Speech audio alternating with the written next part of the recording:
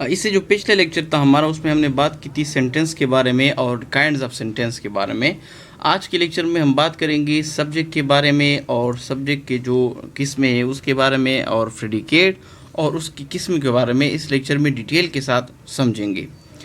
Subject क्या होता है? तो असल में अगर आप देखिए तो सेंटेंस जो होता है हमारा, वो दो चीज़ों पे मुश्तमिल होती है सेंटेंस।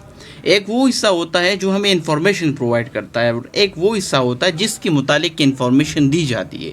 तो सेंटेंस के मेन दो हिस्से हो जाती है। एक वो हिस्सा हुआ जो हमें इंफॉर्मेशन प्रोवाइड करता है और दूसरा वो हिस्सा है जिसके मुतालिक इंफॉर्मेशन दी जाती है। तो जिसके मुतालिक इंफॉर्मेशन दी जाती है या जिसके मुतालिक सेंटेंस में बोला जाता है, स्पीक किया जाता है, तो वो जो पार्ट होता है सेंटेंस का, उनको सब्जेक्ट कहता है। The part which name the person or thing we are speaking about is called the subject of the sentence. तो सिंपली वो पार्ट है सेंटेंस का जो जिसके मुतालिक जो है ना वो इन्फॉर्मेशन हमें दी जाती है या जिसके मुतालिक स्पीक और बोला जाता है, उस हिस्से को हम कहते हैं subject. For example, the cat is sleeping. आप इस जुमले में देखिए तो ये जो स्लीपिंग है ये इन्फॉर्मेशन दी जाती है और किसके मुतालिक दी जाती है? कैट के मुतालिक। अगर सिंपली मैं कहूँ तो इस जुमले में जो बात की जाती है इस स्लीपिंग की, ये किसके मुतालिक है? ये कैट के मुतालिक है। तो इस जुमले में जो कैट है वो इसका सब्जेक्ट हुआ। इसी तरह शी वॉन द रेस। अब वॉन द रेस, ये बात जो की जाती है इस जुमले में वो शी के मुतालिक, तो शी जो है इस सेंटेंस में क्या हुआ? इसका सब्जेक्ट हुआ। इसी तरह Tom and Jerry are watching TV. अब टॉम एंड जेरी टीवी को देख रहे हैं। अब ये जो वॉचिंग टीवी है ये बात की जाती है टॉम के बारे में और जेरी के बारे में, तो ये दोनों क्या हुए? इस जुमले के सब्जेक्ट है। इसी तरह John, Mary and Susan are going to the party. अब इसमें जो गोइंग टू द पार्टी जो बात की जाती है ये जॉन, मैरी और सुसान के बारे में, तो इस जुमले में जॉन, मैरी और सुसान क्या है? इस जुमले की, इस सेंटेंस की सब्जेक्ट कहलाते हैं। अब आते हैं टाइप्स ऑफ सब्जेक्ट के ऊपर कि सब्जेक्ट की कितनी किस्में हैं। तो मेन इसकी तीन किस्में हैं। एक को कहते हैं सिंपल सब्जेक्ट। सिंपल सब्जेक्ट क्या होता है? ये द मेन नाउन होता है और प्रोनाउन होता है that the sentence is about. ये जो जुमला है, जो सेंटेंस है, उसमें जो मेन नाउन होता है या जो प्रोनाउन होता है वो असल में क्या है? वो सिंपल सब्जेक्ट कहलाता है।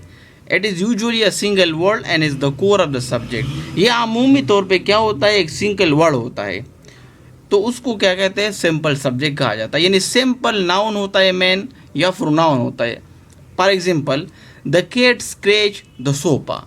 अब इसमें क्या है? सिंपल जो नाउन है, जो प्रोनाउन है, इसमें नाउन क्या है? The cat.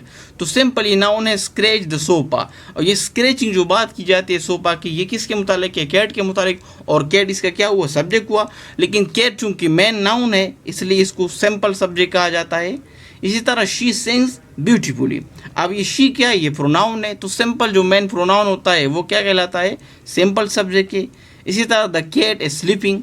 अब ये स्लीपिंग जो बात की जाती है ये कैट के मुतालिक, तो कैट सब्जेक्ट हुआ। लेकिन चूंकि कैट जो है, द कैट, ये एक प्रोनाउन है इसलिए इसको सिंपल सब्जेक्ट कहा जाता है।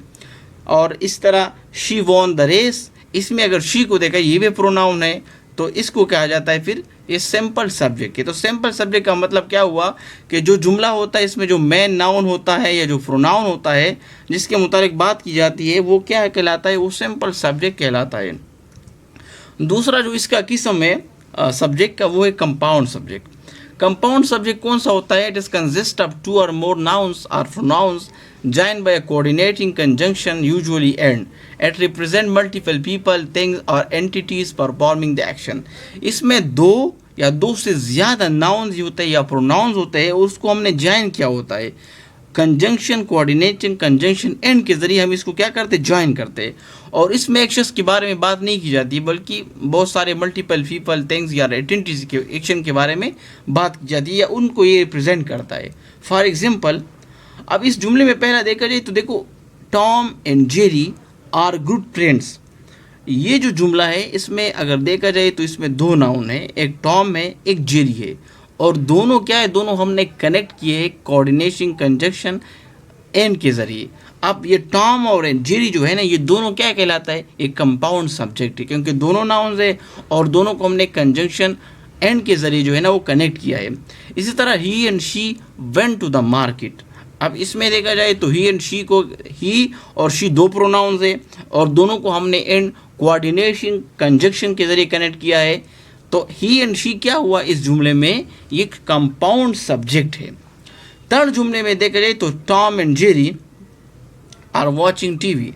तो इसमें अगर देखा जाए तो टॉम एक नाउन है और जेरी एक अलग नाउन है, दो नाउन है और दोनों को हमने जो है ना कोऑर्डिनेटिंग कंजंक्शन जो एन है उसके ज़रिए कनेक्ट किया है।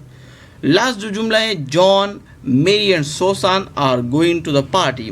अब इसमें तीन नाउन है मेन, जॉन है, मेरी है और सोसान है, और इन तीनों को हमने एंड के ज़रिए आपस में क्या किया, कनेक्ट किया है। तो ये कहलाते हैं कंपाउंड सब्जेक्ट। लास्ट जो इसका किस्म है सब्जेक्ट का वो है complete subject. The complete subject includes the simple subjects and all the words that modify or describe it. It provide more information about the subject. इसमें क्या होता है, इसमें सिंपल जो सब्जेक्ट हमने पढ़ा वो होता है और उसके साथ साथ वो तमाम वर्ड्स होते हैं जो इस सिंपल सब्जेक्ट को फर्दर मॉडिफाई करता है और फर्दर उसको डिस्क्राइब करता है। ये उस सब्जेक्ट से हमें और ज़्यादा इंफॉर्मेशन प्रोवाइड करता है। For example the big fluffy dog with the wagging tail bark loudly. अब ये देखो द बिग फ्लॉपी डॉग, अब ये जो है ना ये सारे एक डॉग जो है ना डॉग उसको फर्दर क्या करते हैं, सारे वर्ड्स, डॉग जो है ना वो सिंपल सब्जेक्ट इसमें है और ये जो बाकी जो वर्ड्स है ये इस डॉग को फर्दर क्या करते हैं, मॉडिफाई कर रहे हैं। तो ये सारा the big fluffy dog with the wagging tail तक ये क्या कहलाता है, ये कंप्लीट सब्जेक्ट है। Barked loudly. दूसरे जुमले को देखा जाए my favourite book is on the shelf. अब बुक को फर्दर कौन मॉडिफाई कर रहा है, बुक एक सिंपल जो है ना वो सब्जेक्ट है।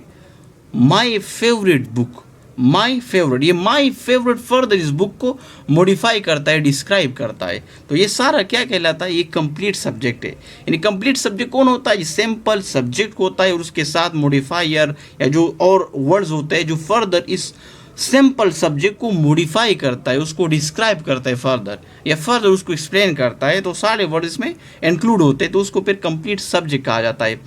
थर्ड जुमले को जो the big black dog with the shiny collar bark loudly. अब इसमें भी देखो ये डॉग को फर्दर ये जो वर्ड मॉडिफाई करता है, the big black dog with the shiny collar. Last जुमला जो है my favourite book about adventure and mystery is on the shelf. अब बुक को फर्दर ये जो जितने वर्ड्स है इसी बुक को फर्दर क्या करते हैं, मॉडिफाई करते हैं। ये सब के सब कंप्लीट सब्जेक्ट में शामिल है। यानी my favourite book about adventure and mystery, तो ये एक किताब को फर्दर ये जो वर्ड्स है ये फर्दर इस बुक को मॉडिफाई करता है। तो ये सारे वर्ड्स ये क्या है, ये कंप्लीट सब्जेक्ट कहलाता है। अब आते हैं प्रेडिकेट की तरफ। तो पहले हमने बात की कि जो सेंटेंस है ना तो उसके दो हिस्से हुए। एक वो हिस्सा है जिसके मुतालिक हम बात करते हैं, जुमले में जिसके मुतालिक हम बात करते हैं उसको हमने कहा कि वो सब्जेक्ट कहलाता है। और जो बात की जाती है यानी जो इन्फॉर्मेशन दी जाती है जुमले में, जो डिस्क्रिप्शन या जो एक्सप्लेनेशन दिया जाता है, जो एक्सप्लेनेशन जिस चीज़ के मुतालिक दिया जाता है उसको सब्जेक्ट कहते हैं और ख़ुद ही जो एक्सप्लेनेशन है या जो इन्फॉर्मेशन दी जाती है उसको हम प्रेडिकेट कहा जाता है। अब प्रेडिकेट की भी कई किस्में, 3 किस्में हमने, जैसा कि अभी हमने सब्जेक्ट की पढ़ी, 3 किस्में प्रेडिकेट की भी है। पहला जो किस्म है इसका वो है सिंपल प्रेडिकेट। ये जो सिंपल प्रेडिकेट होता है ये मेन वर्ब पे मुश्तमिल होता है। यानी जो मेन वर्ब होता है जुमले में वो क्या कहलाता है, वो सिंपल प्रेडिकेट कहलाता है। For example she runs marathons, तो रन्स क्या है इसमें, ये रन जो है ना सिंपल प्रेडिकेट इनकी मेन वर्ब है ये। दे स्टडीड ऑल नाइट, स्टडी जो है ना इसमें जुमले में मेन वर्ब है तो ये सिंपल प्रेडिकेट है। इसी तरह ही इज़ अ डॉक्टर, इस जो है ना इस जुमले में क्या है वो सिंपल प्रेडिकेट है। तो जो जुमला होता है, सेंटेंस होता है, उसमें जो मेन वर्ब होता है उसी मेन वर्ब को हम सिंपल प्रेडिकेट कहा जाता है। सिंपल प्रेडिकेट उस मेन वर्ब को कहते हैं। तो पहला किस्म क्या हुआ, सिंपल प्रेडिकेट। और सिंपल प्रेडिकेट कौन सा होता है, जो मेन वर्ब होता है सेंटेंस में वो सिंपल प्रेडिकेट कहलाता है। दूसरा है complete predicate. This include the main verb along with all other words that modify or complete its meaning. It may include direct objects, indirect objects, and modifier. A complete predicate is everything except the subject. अब complete predicate क्या होता है, इसमें main verb होता है और main verb के साथ साथ और जो वर्ड्स होते हैं जो फर्दर इस मेन वर्ब को मॉडिफाई करता है या इसकी मीनिंग को मुकम्मल करता है. इसमें डायरेक्ट ऑब्जेक्ट भी हो सकता है, अनडायरेक्ट ऑब्जेक्ट भी हो सकता है, मॉडिफायर भी हो सकता है. सिंपली अगर मैं कहूँ तो जो सब्जेक्ट होता है उसके अलावा जो कुछ भी होता है सेंटेंस में, सब्जेक्ट के अलावा जो कुछ भी है वो सब के सब क्या कहलाता है, वो सब के सब शामिल होता है कंप्लीट प्रेडिकेट में. For example I slept last night, तो इस जुमले में जो सब्जेक्ट है वो आई है और आई के अलावा जो कुछ है वो सब के सब क्या है, वो कंप्लीट प्रेडिकेट है. स्लेप्ट मेन वर्ब है, लास्ट नाइट तो लास्ट नाइट इस मेन वर्ब को क्या करता है, फर्दर मॉडिफाई करता है. और स्लेप्ट लास्ट नाइट ये पूरा का पूरा जो वर्ड्स है ये कहलाता है कंप्लीट प्रेडिकेट. इसी तरह we have finished the work. अब इसमें देखा जाए तो वी सब्जेक्ट है, हैव फिनिश्ड द वर्क जो है ना ये पूरा जो वर्ड्स है ये कंप्लीट प्रेडिकेट कहलाता है. इसमें फिनिश जो है ना, फिनिश ये मेन वर्ब है और इसके अलावा जो बाकी वर्ड है उसको फर्दर ये मेन वर्ब को मॉडिफाई करता है. थर्ड जुमला जो है ना, she will be a mother soon. इसमें देखा जाए तो शी जो है ना वो मेन वर्ब है जो सब्जेक्ट है इसका, और सब्जेक्ट के अलावा जो कुछ भी है मेन वर्ब और मेन वर्ब के साथ जो और वर्ड है जो मेन वर्ब को फर्दर मॉडिफाई करता है वो सब के सब क्या कहलाता है, वो शामिल होते हैं कंप्लीट प्रेडिकेट में. लास्ट जो इसका किस्म है वो है कंपाउंड प्रेडिकेट. कंपाउंड प्रेडिकेट कौन सा प्रेडिकेट होता है, दिस कंसिस्ट ऑफ टू और more verbs that share the same subjects and are connected by coordinating conjunction like and but or. For example इसमें क्या होता है कंपाउंड प्रेडिकेट में, इसमें दो या दो से ज़्यादा वर्ब्स होते हैं और वो सेम वर्ब सेम सब्जेक्ट के साथ होते हैं, मतलब सेम और कनेक्ट होते हैं एक दूसरे के साथ कंजंक्शन के जरिए, एंड या बट या आर के जरिए. For example we finish the work and went for a walk. इसमें देखिए वी जो है ना ये काम जो है ना दोनों काम हुए, दो वर्ब है दो काम हुए और वी ने की, यानी काम वी ने किया लेकिन दो काम है और दोनों को आपस में हमने एंड के जरिए कनेक्ट किया है. अब देखिए for example we finished the work and went for a walk. तो फिनिश द वर्क ये एक वर्क हुआ, एक वर्क है, एक काम है, एक वर्ब है ना, और वेंट फॉर अ वॉक ये दूसरा है. तो वेंट फॉर अ वॉक और फिनिश द वर्क ये दो अलग अलग काम, ये दो अलग अलग वर्ब है और एक ही सब्जेक्ट ने की है और दोनों को आपस में हमने एंड के जरिए कनेक्ट किया है, तो इसलिए इसको कहा जाता है कंपाउंड प्रेडिकेट. दूसरा जुमला है he lives with his parents and runs a business. इसमें देखा जाए तो ही जो है ना वो अपने पेरेंट के साथ रहता भी है और एक बिजनेस भी चलाता है. तो दोनों काम एक ही शख्स करता है, दोनों काम एक ही शख्स करता है, दो काम करता है और दोनों कामों को हमने एंड यानी कोऑर्डिनेटिंग कंजंक्शन एंड के जरिए कनेक्ट किया है, तो इसलिए इसको कहा जाता है कंपाउंड प्रेडिकेट. ये बात नोट करने के काबिल है कि जो सब्जेक्ट होता है वो अमूमी तौर पे फर्स्ट आता है प्रेडिकेट से, लेकिन कभी कभी ऐसा भी होता है कि ये प्रेडिकेट से के बाद भी आता है. ज़रूरी नहीं है कि वो हमेशा फर्स्ट आए, कभी कभी हम मोस्टली आता है लेकिन ज़रूरी नहीं है कि वो हमेशा सब्जेक्ट पहले आए प्रेडिकेट बाद में आए. ऐसा भी हो सकता है कि प्रेडिकेट पहले आए और जो सब्जेक्ट होता है वो बाद में आए. फॉर एग्जांपल ये जो जुमले ये मैंने रेन मार्टिन से लिए, हियर कम्स द बस. अब देखो बात किसके मुतालिक की जाती है, द बस. तो बस सब्जेक्ट हुआ और जो बात की जाती है वो हियर कम्स है, वो प्रेडिकेट है. तो हियर कम्स पहले आया है यानी प्रेडिकेट पहले आया है और द बस जो सब्जेक्ट है वो प्रेडिकेट्स के बाद आया है. तो ऐसा हो सकता है.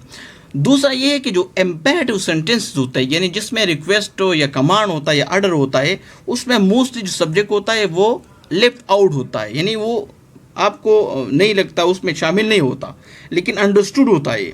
मिसाल के तौर पे सिट डाउन, तो सिट डाउन में ये सब्जेक्ट नहीं है लेकिन here the subject you is understood हो, यानी इम्पेरेटिव सेंटेंस में होता लिखा नहीं जाता सब्जेक्ट हो, लेकिन उसमें जो सब्जेक्ट होता है यू वो अंडरस्टूड होता है, यानी उसमें सब्जेक्ट होता है लेकिन यू होता है, लिखा नहीं जाता और अंडरस्टूड होता है यू. और दूसरा है थैंक हिम. इस थैंक हिम में क्या है, यू जो सब्जेक्ट है वो अंडरस्टूड है.